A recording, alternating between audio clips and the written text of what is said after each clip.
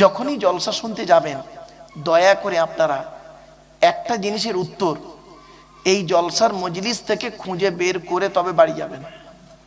একটা একটা প্রশ্নের উত্তর বাপ খুঁজে উত্তরটা খুঁজবেন, এখানে খুঁজে নিয়ে তবে বাড়ি যাবেন।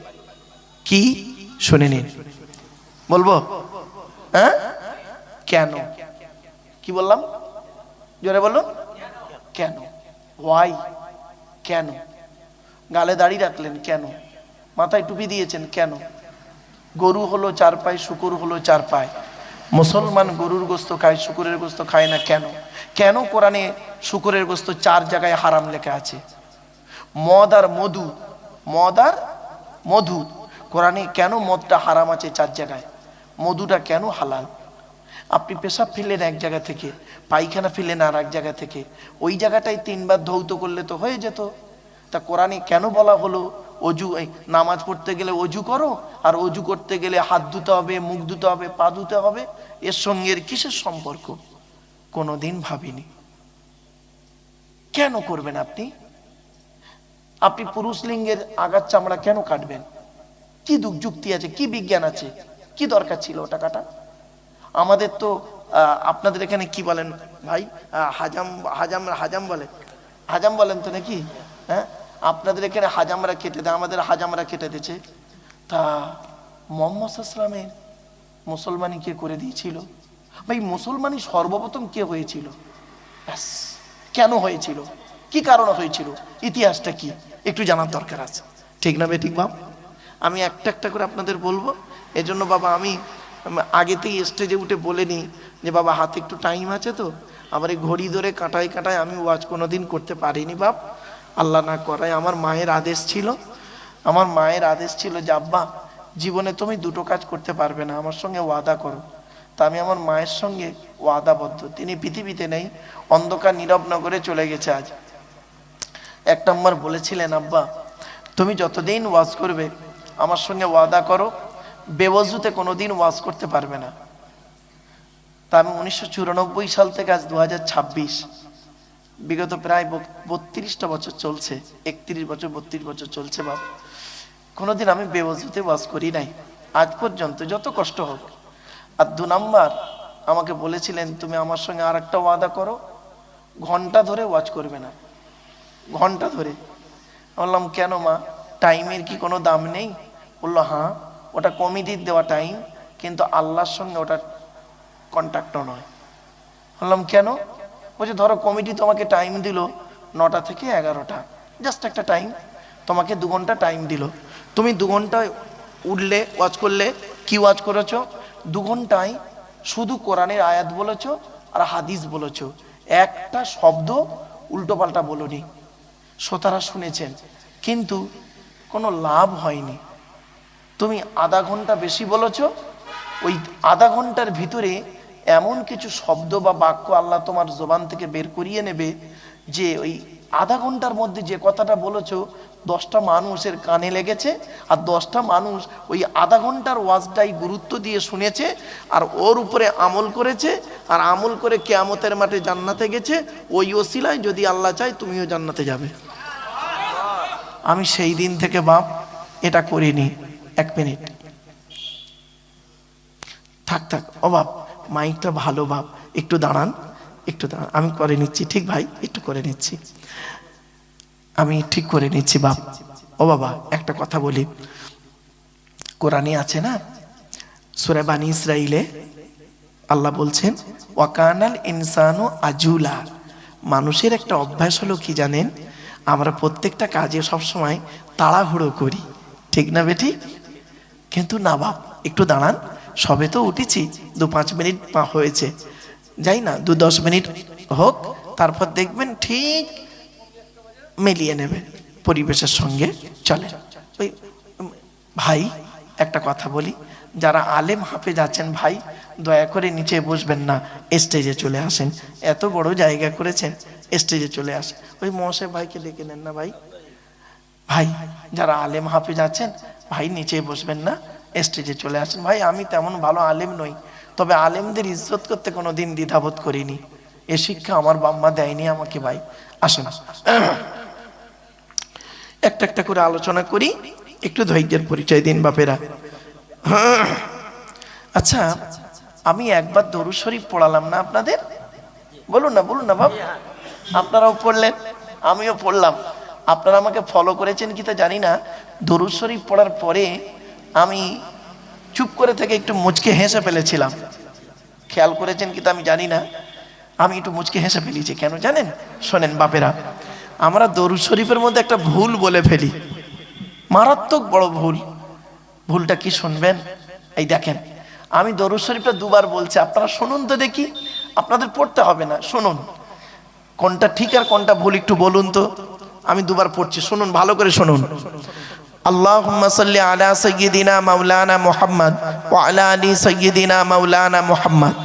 আবার একবার বলছি, আল্লাহুম্মা সাল্লি আলা সাইয়্যিদিনা মাওলানা মুহাম্মদ ওয়া আলা আলি সাইয়্যিদিনা মাওলানা মুহাম্মদ। কোনো পার্থক্য বুঝতে পারলেন? দুটো যেন এক লাগলো, তাই না? না গো বাপ, নেতাজি আর পিয়াজি এক নয়। এই মাঠে ফসল ফলানোর জন্য ইউরিয়া বলে একটা সার ব্যবহার করেন না আপনারা? বলুন না, ইউরিয়া দেখেছেন তো? আর হোমিওপ্যাথি ওষুধ দেখেছেন? দুধ থেকে দুটো দেখতে এক লাগে না? দুটো খেয়ে দেখবেন, একটা খেলে সারবে, অপরটা খেলে সরবে। মারাত্মক বড় ভুল করেছি আমি একটা, এই দুবারের মধ্যে একবার। আপনারা বুঝতে পেরেছেন কি তা জানি না বাবা, আলেমুল আমা ভাইরা বুঝতে পেরেছেন। শোনেন, আমি ভুলটা ভেঙে দিই, এই সংশোধন করুন এটা এখানে। আল্লাহুম্মা সাল্লি আলা সাইয়্যিদিনা মাওলানা মুহাম্মদ। ওয়ালা আলে নয় বাবা, ওয়ালা আলে বলে কোনো শব্দ নেই। ওয়ালা আলে বললে নফির মানে হবে, নেগেটিভের মানে হবে, নাবাচকের মানে হবে, উল্টে কোনা হবে। আছে এটা কি? ওয়া আলা আলী, ওয়া আলা আলী। আলাটা হলো ইংরেজিতে বলে প্রিপোজিশন, বাংলায় বলে অব্যয়, আরবিতে বলে হরফে জাররা। মারাত্মক বড় ভুল। এজন্য বাপ, এই ভুলটা আমাদের উচিত ছিল আপনাদের সংশোধন করানো, কিন্তু আমরাই অনেক সময় অজান্তে ভুলটা করে ফেলি। এজন্য দরুদ শরীফ যখন পড়বেন মনে রাখবেন, তাড়াহুড়ো করে ভুল করার থেকে দেরিতে ঠিক করাটাই ভালো। ঠিক না বেঠিক? চলুন, 2 মিনিট দেরি হোক না, সঠিকটা হোক। চলুন তো, আল্লাহুম্মা সাল্লি আলা সাইয়্যিদিনা মাওলানা মুহাম্মদ ওয়া আলা আলী। কি বললাম বাপের একটু বলেন? ওয়া আলা আলী, ওয়ালা আলী নয়। খুব গুরুত্বপূর্ণ বললাম কথায়। চলুন, আচ্ছা দরুদ শরীফটা পড়লাম কেন? চলুন, কোরআন কি বলছে, হাদিস কি বলছে একটু দেখে নিন। ও ভাই, ভাই আপনি এই সাইডটা আসেন, আলেম মানুষ পেছনে বসতে খারাপ লাগে, এই সাইড বাস। কোরআন কি বলছে, হাদিস কি বলছে এবার দেখি। কোরআনের কোথায় লেখা আছে? 22 নম্বর পারার 5 নম্বর পৃষ্ঠার 6 নম্বর লাইন, সূরার নাম সূরা আহজাব, আয়াত নাম্বার 56, আল কোরআন। আল্লাহ বলছেন, ইয়া আইয়ুহাল্লাযীনা আমানু, হে ঈমানদার বান্দাগণ, সাল্লু আলাইহি, তোমরা নবী মুহাম্মাদের উপরে দরুদ পেশ করো, ওয়াসাল্লিমু তাসলিমা, এবং নবীর প্রতি আন্তরিকতার সঙ্গে সালাম প্রেরণ করো। এই আয়াতটা হলো আয়াতে মুতলাক, সেন্টেন্স বা জুমলাটা হলো মফউলে মুতলাক, বাবে তাফঈলের মাসদার গো বাপ। আলেম ভাইরা বুঝতে পারবেন। চলেন এবারে আসছি, তাহলে দরুদ পড়তে হবে কোরআনে আল্লাহ বললেন, দলিল পেলেন কোরআন থেকে। এবার হাদিস থেকে কিছু দলিল আপনাদেরকে বলছি, আল্লাহ নবী কি বলছেন দেখি। আচ্ছা বাপেরা, আপনাদের কি মনে হচ্ছে দরুদ শরীফ পড়লে কি আমাদের লাভ হবে না লস হবে? এটা আপনাদের ধারণা, তাই তো নাকি? বলুন না, লাভ হবে। চলুন, লাভ পড়লে লাভ কি আর না পড়লে ক্ষতি কি, এই দুটো হাদিস একটু আপনাদের একটু ক্লিয়ার করি। চলুন, আল্লাহ বলেন, হে ঈমানদার বান্দাগণ, মজলিসের ভিতরে যখন ফাঁকা জায়গায় তোমাকে পূরণ করতে বলা হবে, তখন তুমি সামনের ফাঁকা জায়গাটা পূরণ করে দেবে। ফাঁকা জায়গায় ফাঁকা রাখলে অসুবিধাটা কি? চলুন দেখে নিই। শয়তান ওখানে বসবে, কানে কানে কুমন্ত্রণা দেবে। শয়তান কি চায় ওটা কোরআন জানিয়ে দিচ্ছে। দেখুন, পবিত্র কোরআন 7 নম্বর পারার 2 নম্বর পৃষ্ঠার 3 নম্বর লাইন, সূরার নাম সূরা মাইদার 91 নম্বর আয়াত, ইন্নামা ইউরিদুশ শাইতানু আইয়ুকিয়া বাইনাকুমুল আদাবাতা ওয়াল বাগদাআ ফিল খামরি ওয়াল মাইসিরি ওয়া ইয়াসুদ্দাকুম আন যিকরিল্লাহ ওয়া আনিস সালাত। আল্লাহ পাক বলেন, শয়তান কি চায় জানো? মদ আর জুয়ার মাধ্যমে শয়তান তোমাদের মাঝে মারামারি লাগিয়ে দিতে চায়। আর কি চায়? ওয়াসুদ্দাকুম আন যিকরিল্লাহ, আল্লাহর ইবাদত থেকে শয়তান তোমাকে বাধা সৃষ্টি করতে চায়। আর কি চায়? ওয়ানিস সালাত, নামাজ থেকে শয়তান তোমাদের বাধা সৃষ্টি করতে চায়। তাই কোরআনের উদ্ধৃতি দিয়ে আলোচনার প্রারম্ভে আপনাদেরকে আমি আহ্বান করছি, পবিত্র কোরআন 2 নম্বর পারার 11 নম্বর পৃষ্ঠা 9 নম্বর লাইন, সূরার নাম সূরা বাকারার 208 নম্বর আয়াত। আল্লাহ বলছেন, ইয়া আইয়ুহাল্লাযীনা আমানু উদখুলু ফিস সিলমি কাফা, হে ঈমানদার বান্দাগণ পরিপূর্ণভাবে ইসলামের মধ্যে প্রবেশ করো। ওয়ালা তাত্তাবিউ খুতুওয়াতিশ শয়তান, শয়তানের পথকে অনুসরণ করিও না।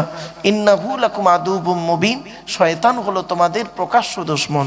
So I request for you, so mine excuse me, আলোচনার প্রারম্ভে আপনাদেরকে আমি একটু আহ্বান করলাম। এবার আসছি 5 নাম্বার পয়েন্ট। নবীজি কিভাবে ওয়াজ করতেন বাবা? টু দি পয়েন্টের উপরে বুঝিয়ে বুঝিয়ে সাহাবীদেরকে ওয়াজ করে শোনাতেন। এটা হালাল, এটা গ্রহণ করো, এটা হারাম, এটাকে বর্জন করো। নবীজির ওয়াজ ছিল এইরকম। যে সাহাবী বক্তব্য বুঝতে পারতেন না, সঙ্গে সঙ্গে হাতটা তুলে বলতেন, ইয়া রাসূলুল্লাহ, আমি কথাটা বুঝতে পারলাম না, দয়া করে একটু খুলে বলবেন। আল্লাহর নবী রেগে যেতেন না, মুচকে হেসে নবীজি তাকে সুন্দর করে বুঝিয়ে দিয়ে বলতেন, আফাইমতা বিহাদা সাদাত, এবার তুমি বুঝতে পেরেছো? লোকটা বলতো, নাম ফাহিম তু ইয়া রাসূলুল্লাহ, আমি বুঝতে পেরেছি। তখন নবীজি অন্য আলোচনায় যেতেন। এটা হলো নবীজির ওয়াজ। তা আজ আমরা আলোচনা রাখবো বাবা, একটু ধৈর্যের পরিচয় দিন। আপনাদেরকে বলি, আপনারা আমার সঙ্গে একটু, আমার জন্য একটু দোয়া করেন। আগেই আমি বলি বাপ, আমি তেমন ইলিম কালাম আমার নেই, তেমন জ্ঞানী মানুষ আমি নই। আমি মনে করি আমার জ্ঞানটা হলো সীমিত কিছু বই পুস্তক অক্ষর সিলেবাসের জ্ঞান, আর আপনাদের জ্ঞানগুলো হলো বিভিন্ন রকম কোয়ালিটি কোয়ান্টিটি বক্তার বক্তব্য শোনা জ্ঞান। তা আমি মনে করি আপনাদের জ্ঞানগুলো হলো প্রশান্ত মহাসাগরের মতো জ্ঞান, আর ওই প্রশান্ত মহাসাগরের উপরে ছোট্ট একটা কলসির মতো আমার জ্ঞান। আমি আপনাদের জ্ঞান দিতে এসেছি, এটা যেন কোনোদিন ভাববেন না আমি আপনাদের জ্ঞান দেওয়ার ক্ষমতা রাখি নাই। পেশাগত দিক থেকে আমি একজন উচ্চ মাধ্যমিক হাই মাদ্রাসার শিক্ষক, কলেজ এবং ইউনিভার্সিটির ছেলে মেয়েও পড়াই। আমি একজন ছাত্র এখনো, কাজে আমি একজন ছাত্র বাপ। 5টা ধর্মগ্রন্থের এখনো ছাত্র আমি। ইহুদিদের ধর্মগ্রন্থের নাম হলো তাওরাত, সব থেকে বড় কেতাব, আকারে বড়। তাওরাত কত পারা? মুসা নবীর উপরে নাজিল হয়েছিল 40 দিন ধরে।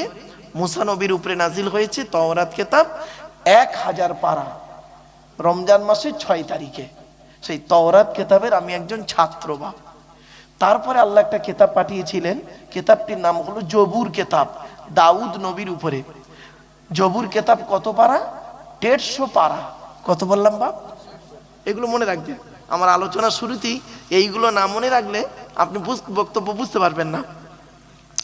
জবুর কেতাব হলো 150 পারা, দাউদ নবীর উপরে নাজিল হয়েছে রমজান মাসের 8 তারিখে, মানে 8ই রমজান। তার তাওরাত এলো কতই রমজান? 6 রমজান। আর জবুর এলো 8ই রমজান। তারপরে আল্লাহ যে কেতাবটা পাঠিয়েছিলেন, কেতাবটার নাম হলো ইনজিল, পরবর্তী নাম হলো বাইবেল। ও দুটো ভাগ, ওল্ড টেস্টামেন্ট, নিউ টেস্টামেন্ট। সেই ইনজিল কেতাব কত পারা? ইনজিল কেতাব হলো ঈসা নবীর উপরে নাজিল হয়েছিল, আর ইনজিল কেতাব হলো 27 পারা। কবে নাজিল হলো? রমজান মাসের 18 তারিখে। তাহলে 3টে হলো। আর একটা হলো, যারা আমার সনাতন ধর্মের ভাইরা অর্থাৎ হিন্দু ভাইরা বক্তব্য শুনতে এসেছেন বা আসেন, শ্রীমতী ভগবদ গীতারও আমি একজন ছাত্র। আর 5 নাম্বার কেতাবটি হলো কি জানেন? আমার হাতেই রয়েছে। এই কেতাবটি হলো দি হলি কোরআন। এ কোরআনুল মাজিদ কবে নাজিল হয়েছে শুনে নিন। হযরত মুহাম্মদ সাল্লাল্লাহু আলাইহি ওয়াসাল্লামের উপরে 30 পারা বিশিষ্ট 610 খ্রিস্টাব্দে 1 ফেব্রুয়ারি সোমবার, মনে থাকবে সব, 610 খ্রিস্টাব্দের 1 ফেব্রুয়ারি সোমবার। আর আরবি মাস হলো রমজান মাসের লাইলাতুল কদরের রাত। জোরে বলো তাহলে 4টে কেতাবের খবর পেয়ে গেলেন। আচ্ছা, আল্লাহ পৃথিবীতে কটা কেতাব পাঠিয়েছে একটু জেনে নিই। 104টা। কত বাপ? পৃথিবীতে মোট কেতাব এসেছে কত? 104। 100টা হলো বড় বড় কেতাব, আর এই তওবা তওবা, এই 4টা হলো বড় বড় কেতাব, আর 100টা হলো সহিফা, চিরকুট চিরকুট। কাদের উপরে এলো 100টা? শুনে নিন। আদম নবীর উপরে এসেছে 10টা। কটা বাপ? 10টা। ইব্রাহিম নবীর উপরে এসেছে 10টা। কত হলো? 20টা। শীষ নবীর উপরে এসেছে 10টা। কত হলো? 30টা।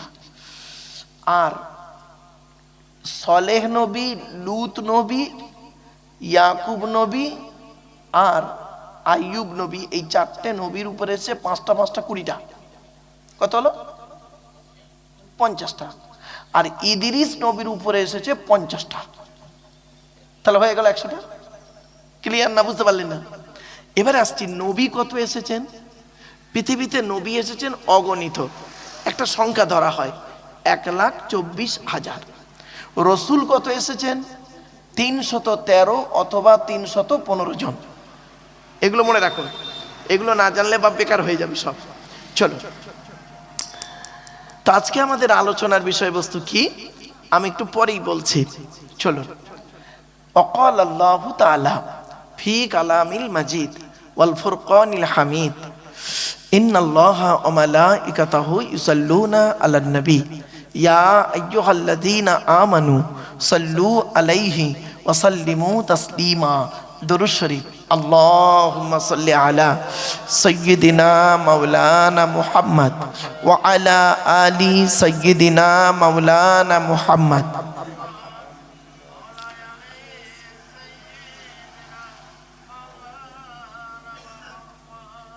আমার বাপেরা, একটা কথা আপনাদের বলি, আমরা জলসা দিই কেন জানেন?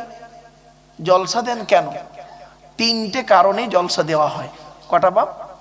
আমার সঙ্গে কথা বলেন। 3টে কারণে জলসা দেওয়া হয়। 1 নাম্বার কি? অজানাকে জানা। কি বললাম? অজানাকে জানা। 2 নাম্বার কি? ভুল সংশোধন করা। কি বললাম বাপ? ভুল সংশোধন করা। কি ভুল সংশোধন হবে? একটু দাঁড়ান, একটু দাঁড়ান, এখানেই বুঝতে পারবেন কি ভুল সংশোধন হচ্ছে। আর অজানাকে জানা, কি অজানা জানা? একটু ধৈর্যের পরিচয় দিন। 3 নাম্বার হলো কিছু পরামর্শ নিয়ে নেওয়া। কি বললাম বাপ? আচ্ছা, কি পরামর্শ দেব? আমি নিজের থেকে কোনো পরামর্শ দেব না আপনাদের। According to Islamic law, not only according to Indian law, according to Islamic law, এই আল্লাহর বিধান থেকে আমি কিছু আপনাদেরকে পরামর্শ দেব। আর tradition of prophet Mohammad Mustafa সাল্লাল্লাহু আলাইহি সাল্লাম, অর্থাৎ আল্লাহ রসুলের মোহাম্মদ সাল্লামের আখিরি নবীর কিছু হাদিস থেকে আপনাদের পরামর্শ দেব।